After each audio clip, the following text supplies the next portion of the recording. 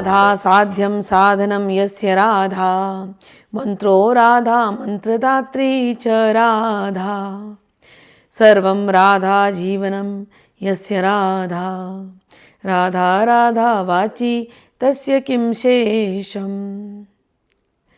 We are reading from the Glories of Vrindavan by Srila Prabodhanand Saraswati.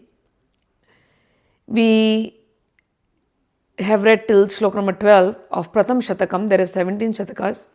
Today we will be reading further. Each and every Shlok is a meditation on Vrindavan. The moment you take the name of Vrindavan, your mind will straight away go to Krishna, and all the pastimes of Vrindavan will just come into your mind. It's a very easy way of bringing the mind at the lotus feet of Shri Krishna. Sometimes chanting is boring, but thinking of pastimes is very beautiful.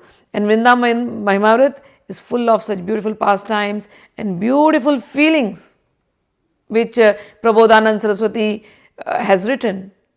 His hankering to go to Vrindavan, all of that really arouses the deep hankering in us too.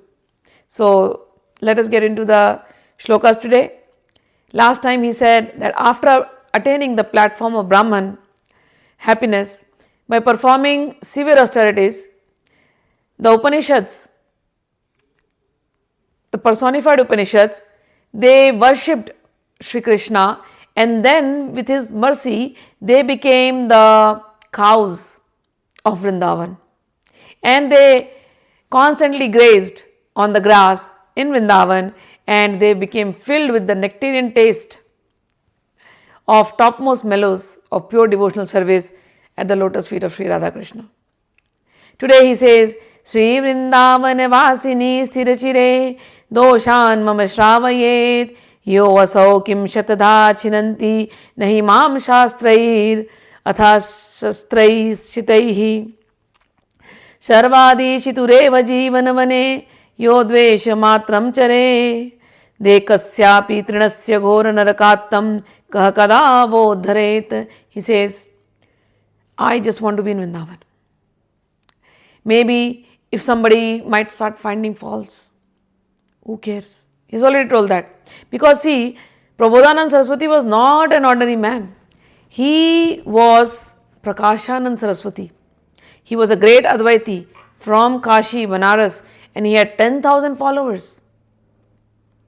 He met Sri Chaitanya Mahaprabhu and he actually thought, what is this young man doing? Instead of doing dhyan on the Vedanta sutras, he's just chanting and dancing here and there, and he has so many followers. So in fact, he challenged Chaitanya Mahaprabhu, and the result of that challenge was he was filled with prema, love for God, and he left Kashi, he left his followers, he left everything, and he came here. Probably people must have criticized him, but now throughout the Vrindavan Mahimaamrita, he goes on saying, so what? And there are people who will challenge. Oh, what is there in Vrindavan? Vrindavan is just a dirty place. Oh, there are some really fanatics who talk too much about the Vrindavan's dust. What's there in the dust? Why should you roll in the dust? So he says, if someone relates to me the faults of Vrindavan, of the living beings or the non-living things, it feels like they are trying to cut me. Sometimes people don't have to really physically cut you, but just the words. He says if somebody is doing fault finding in the residents of Vrindavan, in anything of Vrindavan, his action is like, I feel like he is trying to pierce me with thousands of sharpened swords and arrows and other weapons. And he says, they don't understand that these residents of Vrindavan are not ordinary people. This Vrindavan is not ordinary. Not even a blade of glass here is ordinary. This place which Lord Shri Krishna himself chose to do his pastimes, this is not ordinary. If one is a little bit inimical to even a blade of grass of Vrindavan, then who will be able to rescue them from horrible hell that awaits them? When will that rescue happen? So go to Vrindavan and do not do fault finding in Vrindavan. He says, I only pray for one thing. What? I want to be ecstatically lost in the thoughts of Vrindavan. I want to offer all my respectful obeisances to all the residents of Vrindavan. I want to fall down like a stick at the lotus feet of all the residents and offer my pranams, my obeisances. When will that day come? Shri Vrindaranya Shobhamrit Lahari Samalokato Vivvalame. That my eyes will become overwhelmed with ecstasy by seeing the nectarian waves of Vrindavan's beauty. Drishtirvo bhotu Vrindavan Mahima Sudhavarido Majjatadi. When will that day come that I will drown? My mind will swim in the nectarian ocean of Vrindavan's glories. Shri Vrindaranya Bhumo Lututo Mama Tanu Vivlananda Purai. When will that day come that my body will be purified? How? By rolling in the dust of Vrindavan. Oh, Shri Vrindaranya Satveshwaha Tataito Dandvan Menatistat. When will that day come that I will go and I will fall like a stick at the residents of Vrindavan and offer my respectful obeisances? This is what I need. Yat kridanti Krishna priya sakhihi subaladyat bhutabhir bala modante yatra radharati mai lalita dujjwala Shri Kishoryaha. Oh, he says, let that beautiful land of Vrindavan become manifest in my heart. How beautiful is that land? He said, oh, in that land where Shri Krishna played with his cowherd friends, Subala and others. That land where Lalita Sakhi and other beautiful Sakhis who are all filled with the love for Srimati Radharani, who are enjoying transcendental bliss. Let that Vrindavan manifest in my heart. Shri Ascharyanang Rangairaha Nishidiva Khelana Saktaradha Krishna Ratyekati Krishna Mama Samudyatam Shri Vrindavan Tata. May that beautiful land of Vrindavan become manifest in my heart, where Radha and Krishna, thirsting for each other, thirsting for each other's love, enjoy wonderful transcendental pastimes. May that Vrindavan manifest in my heart. He says, I don't want to go anywhere else. Where should I go? I am in the best place. People may ask, do you get water, good water there? Yes. I don't just get water. I get water filled with the love of Radha Krishna. Will you get a good place to stay? Who cares for a good place? I get beautiful caves where I can stay. Would you get good food?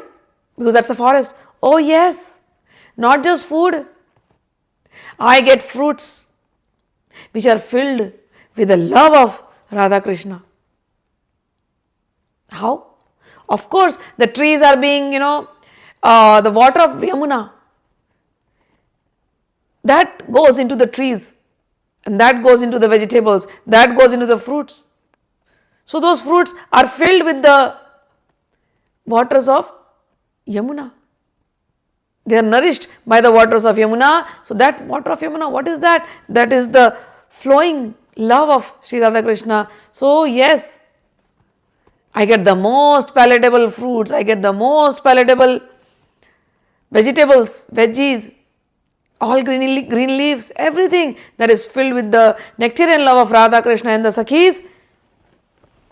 After being in Vrindavan, I would be really a fool to live Vrindavan. He says, Swachham Swachandameva Asti Madhura Rasa Nirjarard Ambupatum भोक्तुम स्वादुनि कामं सकलतरुतले शीर्णपर्णानि सन्ति काम निशितवातं विमलगिरि गुह्यादस्ति निर्भातु वस्तुं श्रीवृन्दारण्यमेतदपि यदि जिहासामि हा हा हतोऽस्मि. He said, if I leave such a Vrindavan where I get this freely flowing streams filled with clear water of Yamuna and which are as sweet as nectar, where I get to eat the dried leaves of the trees and where I get palatable food as much as I desire, where the breeze is so beautiful, just as one would have them.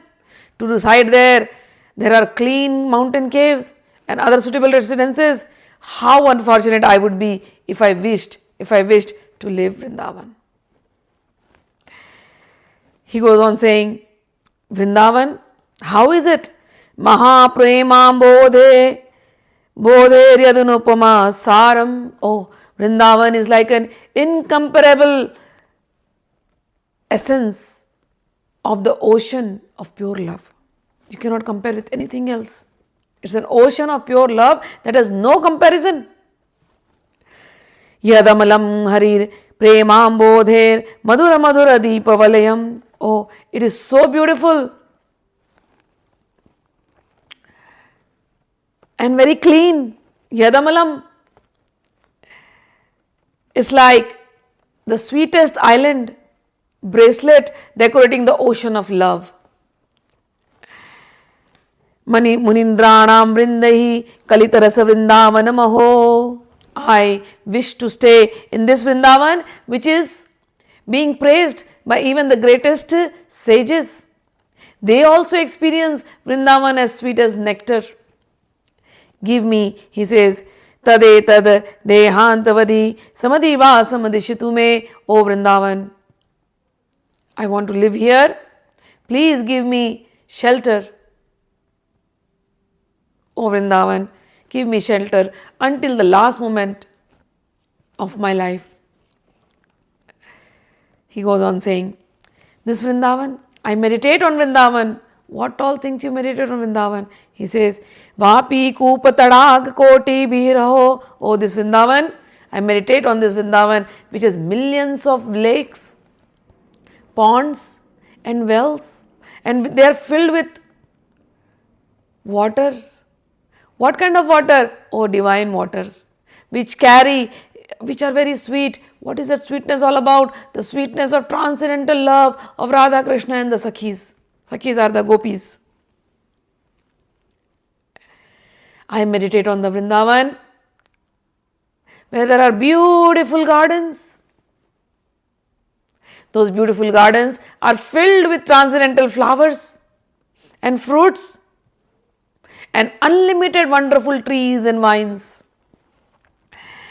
Vapi Kupa Tadaga Koti Biraho Divyamritar Bhiyutam Divyodat Phala Pushpavatikam Anantascharya Valli Drumam Divyananta Patan Mrigam Vanabhuvam Shobha Bhirati Adbhutam Divyaneka Nikunja Manjulataram Dhyayami Vrindavanam.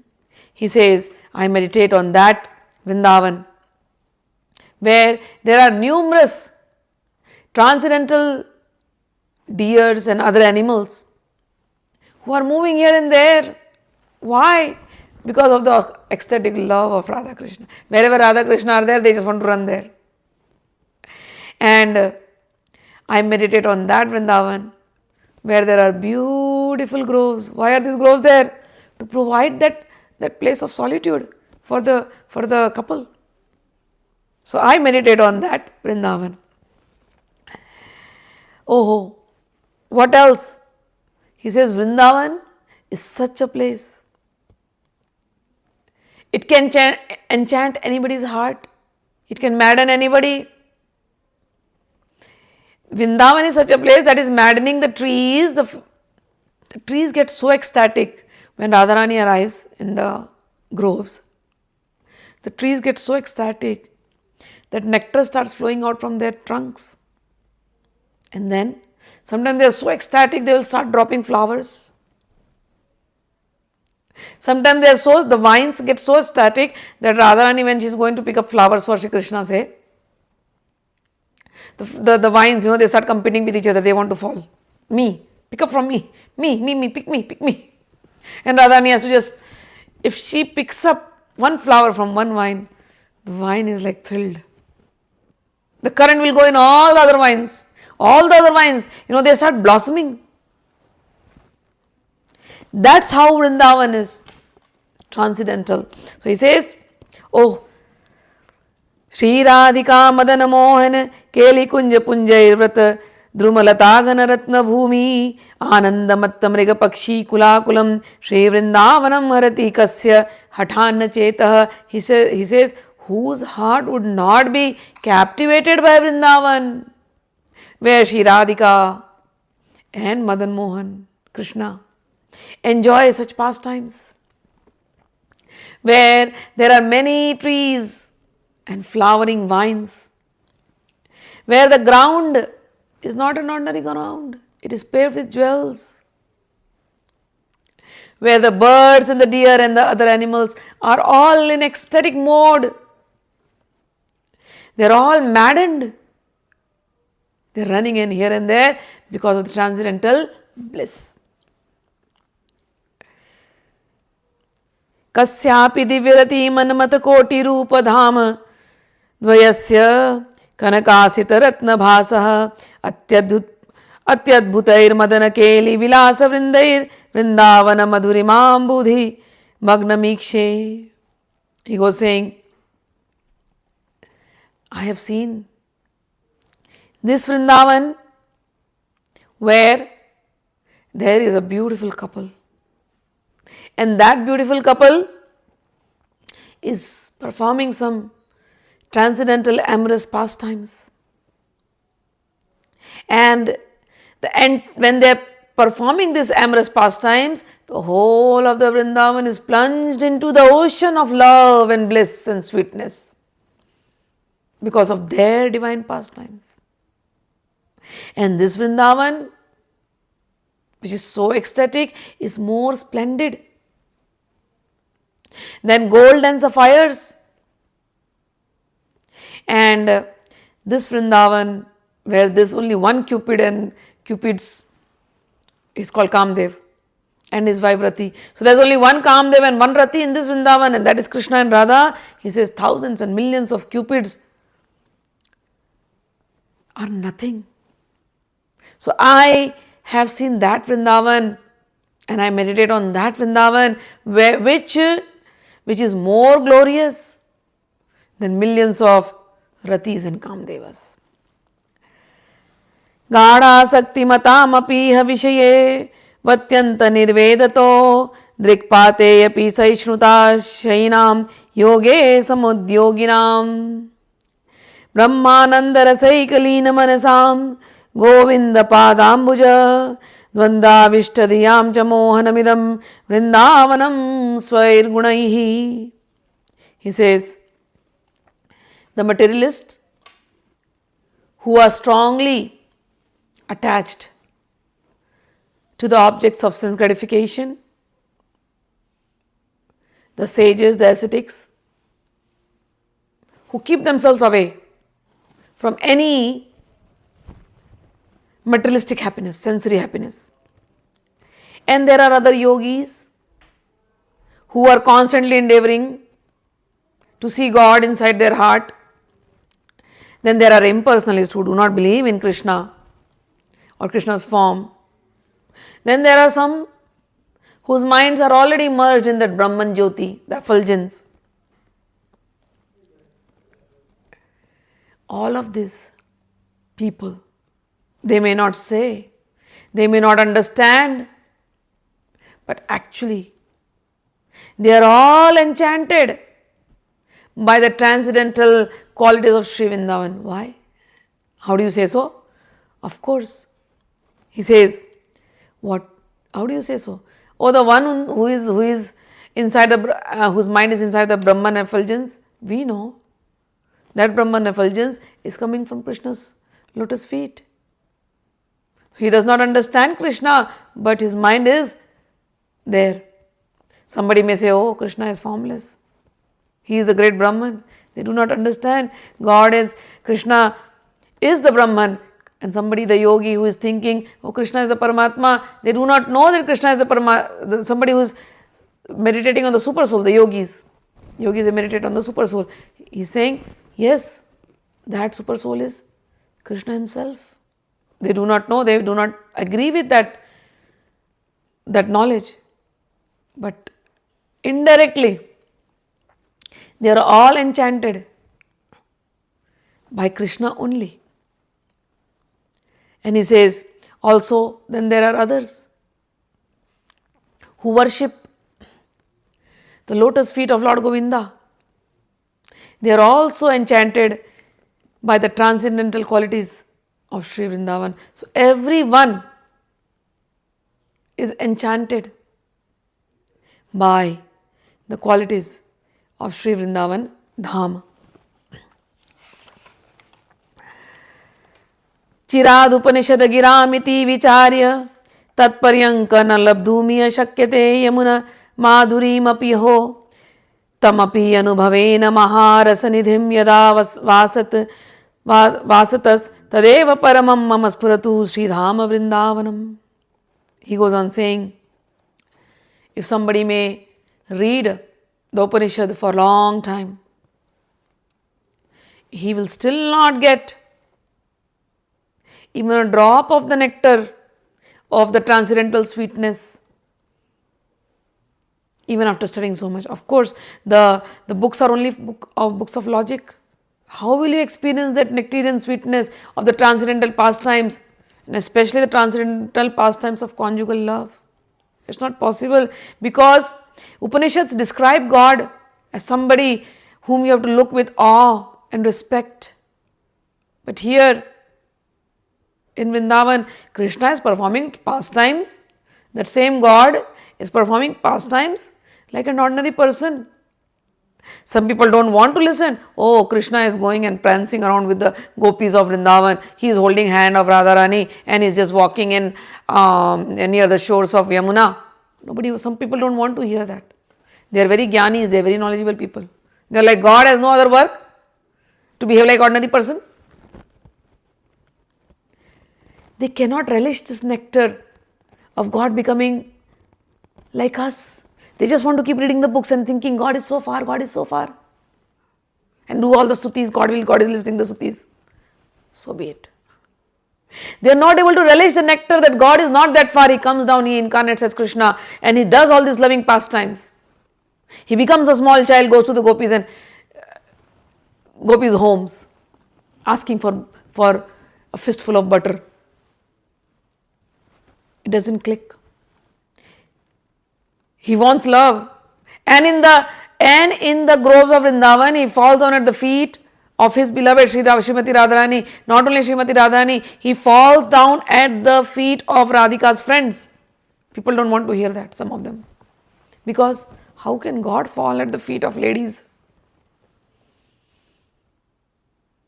So, Prabodhanand Saraswati says, it's okay. There are people who are reading the Upanishad for such a long time, but they may not even obtain a drop of this transcendental sweetness after such a study. On the other hand, if someone just comes to Vrindavan, parks himself there, sits there, resides there, lives there, that person will quickly become drowned in a great ocean of transcendental love. It is proven. Vrindavan, if somebody cannot do much sadhana, much nothing, no worries, just go to Vrindavan.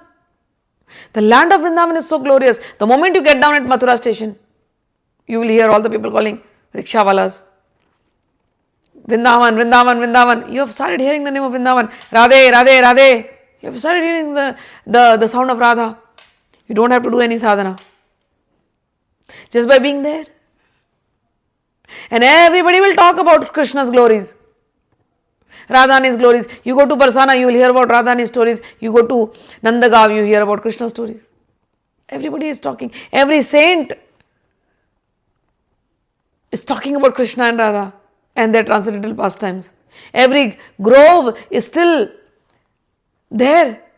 Go to Nidhivan, you will see how the groves are there, how the trees have made these groves. They are still a proof. They were witness. And all these groves are living beings. So, Prabodhanand Saraswati says that even if somebody just comes and lives here, they will become quickly drowned in the great ocean of transcendental nectar. And then he goes on saying, may that supreme abode of Vrindavan become manifest within my heart. And we also pray, may that supreme abode of Vrindavan become manifest in our hearts. He says, now he goes into another bhava, another feeling, because see, he has left Kashi, Varanasi, the land of learning, the land of knowledge, and he has come to the land of prema. He will be criticized by people. People will talk nonsense behind his back, possible. And some people may not accept him here in Vrindavan, possible. So he goes on saying, who cares? Shodva pada praharanapi cha shatam dikratandancha koti chitrut shitadi bada shatamapi satatam dhairyam alambya shodva munchana shoka sudharamati karunagira radhika krishna nama nyudgayan karhi vrindavanamati viloka kinchana sancharami.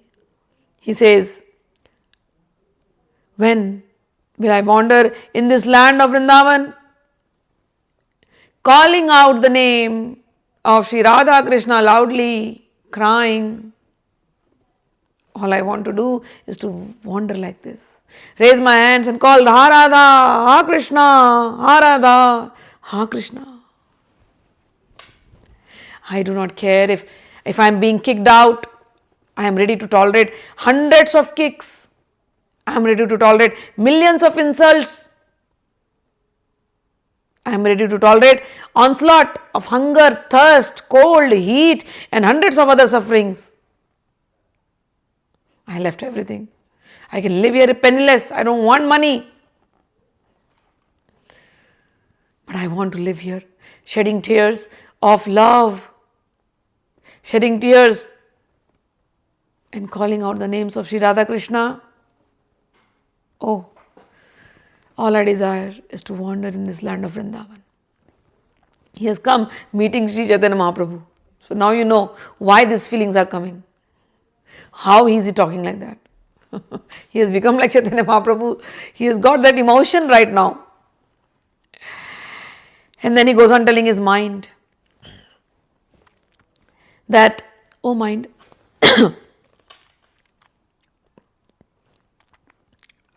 Ashvasvo adyashvo va yasyatidam kudeham sarve bhoga yanti tatra sthite api tasmat sokhya bhasuchair vibhati nityanande nanda vrindavanandant. He says, today or tomorrow, oh my mind, this worthless body is going to leave us, is going to leave me. And all this material happiness connected with this material body, oh, my mind is also going to leave. This body is nothing. All the material happiness, oh, my mind is temporary. Understand that this is just a mirage. You think everything is going to give you real happiness. Nothing. So, oh, my mind, please abandon this false idea of happiness. And now, go towards enjoying the real happiness.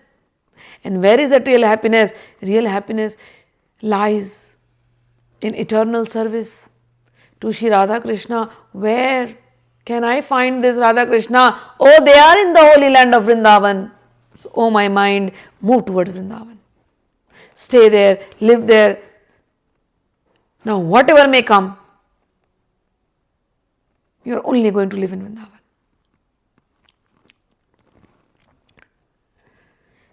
The mind may argue, really?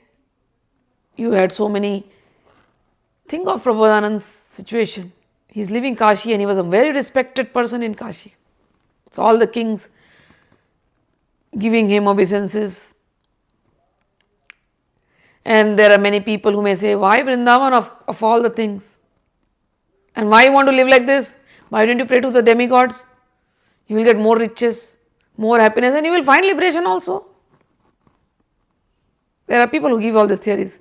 So he goes on saying in Shlok number 25, oh, how important are these powerful earthly kings to us, O mind? These devatas and the sages are not important to me anymore. How important are these countless material opulences? O my mind, किम नो भूपे किम नो देवादिर्भिर्वा स्वाप्नैश्वर्य उत्फुल्लिते किंच मुक्तैः शून्यालंबैर् वैष्णवैर्वापि किम न श्रीमद् वृंदा कानन एकांतम भाजनम. He says, how important are those liberated devotees? In the spiritual realm of Vaikuntha, people may say, oh, you should worship Vishnu or anybody else. You will go to Vaikuntha, enjoy your dharma, artha, kama, moksha, enjoy all this thing here. And then you go to, why are you becoming so crazy? Oh, no, I just want to be in Vrindavan, I want to be in Vrindavan. However, I will suffer all the onslaughts of everything. Why? He says, I don't care. He tells his mind, he's talking to his mind and saying, oh mind, what is the use of all these people who are talking about Vaikunthas? I am not caring for that. All I want is love of Radha Krishna. All I want is to be drowned in the ecstasy of Radha Krishna. So, oh my mind, the goal of my life is only Vrindavan. Residing in Vrindavan. And then he goes on saying, oh Vrindavan, praise to Vrindavan. In Shlok number 26, he says, may Shri Vrindavan, which grants auspiciousness and bliss to all, and which is deeply loved by few of those Rasik saints, 1 or 2, 3 great souls sitting near the Yamuna and drowned in the love of this ecstasy. May those deeply loved, may I get company of those people. May Vrindavan become my mother, and may she become my protector. May I love Vrindavan, where at the base of a Kadamba tree, near the shore of Yamuna, where cool breeze is flowing. Below that Kadamba tree, a dark, handsome, divine youth, boy dressed in yellow garments, is playing a flute as he is glancing at Radharani's lotus face. May I love that Vrindavan forever. What is the use of highest royal pleasures? What is the use of perfecting the yoga system and traveling to upper planets? What is the use of the great variety of material endeavors to attain useless ends? These things are insignificant in comparison to the residents of Vrindavan. Simply by living in Vrindavan, I have a hope. Just by living in Vrindavan. What is the hope you have? Oh, one day for sure, I will hear, my ears will hear the sweet sound of Krishna's flute, which brings the ultimate bliss. I am not interested in anything. I just want to hear the sweet sound of the flute of Krishna, which I can only hear in Vrindavan.